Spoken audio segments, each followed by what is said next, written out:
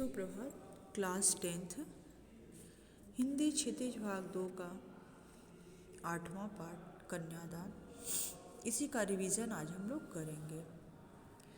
कितना प्रामाणिक था उसका दुख लड़की को दान में देते वक्त, जैसे वही उसकी अंतिम पूंजी हो।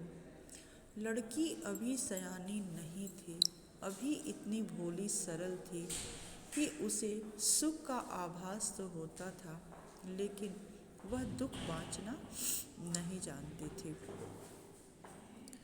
पाठिका थी वह धुंधले प्रकाश की, कुछ तुकों और कुछ लयबद्ध पंक्तियों के। तुक उसे कहते हैं जो पंक्ति के अंत में साम्य होता है, साम्य भाव जो होता है उसी को हम तुक कहते हैं। और लयबद्ध पंक्तियों की, जो काव्य जो होता है वो गेय योग्य होता है, इसीलिए उसे लयबद्ध कहा गया है। कन्यादान कविता में माँ बेटी को स्त्री के परंपरागत आदर्श रूप से हट करके सीख दे रही है और कह रही है कि एक प्रतिमूर्ति के भांति मत बने रहना। कवि का मानना है कि समाज व्यवस्था द्वारा स्त्रियों के लिए आचरण संबंधी जो प्रतिमान गढ़ लिए जाते हैं, वे आदर्श के मुलम्मे में बंधन होते हैं। कहने का तात्पर्य यह है कि जो एक बार रीति बन जाती है, रिवाज बन जाते हैं, वो ऐसा माना जाता है कि वो आदर्श के मुलम्मे होते हैं। कोमलता के गौरव में कमजोरी का उपहास छिपा रहता है।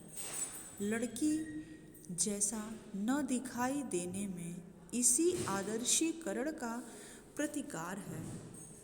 बेटी माँ के सबसे निकट और उसके सुख दुख की साथी होती है, इसी कारण उसे अंतिम पूंजी कहा गया है। कविता में कोरी भावुकता नहीं, बल्कि माँ के संचित अनुभवों की पीड़ा की प्रामाणिक अभिव्यक्ति है। इस छोटी सी कविता में स्त्री जीवन के प्रति ऋतुराज जी की गहरी संवेदना अभिव्यक्त हुई है। कवि के कहने का तात्पर्य यह है कि लड़की को दान में देते समय एक माँ की क्या स्थिति होती है, उसी का वर्णन पूरी कविता में करते हुए कहते हैं कि कितना प्रामाणिक था उसका दुख लड़की को दान में देते समय। यानी कि ये बताने की बात नहीं है, महसूस करने की बात है कि जिस समय एक माँ अपनी बेटी को का कन्यादान करती है, उस समय उसके अंदर कितनी पीड़ा होती है। जैसे उसे लगता है कि वह आजीवन यानी कि पूरे जीवन में जितनी भी पूंजी संचित की है, उसी को वह दान में देने जा रही हो। लड़की अभी सयानी नहीं थी, अभी इतनी भोली सरल थी। कवि के कहने का तात्पर्य यह है कि जो बेटी रहती है उसकी उम्र भी बहुत कम रहती है, अभी वह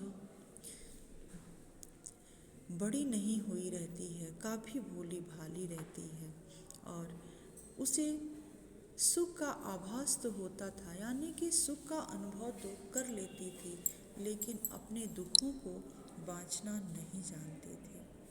अभी वह पाठिका थी धुंधले प्रकाश की, यानी कि अभी उसके अंदर जितना ज्ञान होना चाहिए, जितना अनुभव होना चाहिए, उसका अभी अभाव है। कुछ तुकों और कुछ लयबद्ध पंक्तियों की, यानी कि अभी उसके अंदर अनुभव की कमी है। बस वह इतना जानती है कि कुछ लयबद्ध पंक्तियों को और कुछ तुकों को। फिर माँ कहती है कि पानी में झांक करके अपने चेहरे पर मत रीझना।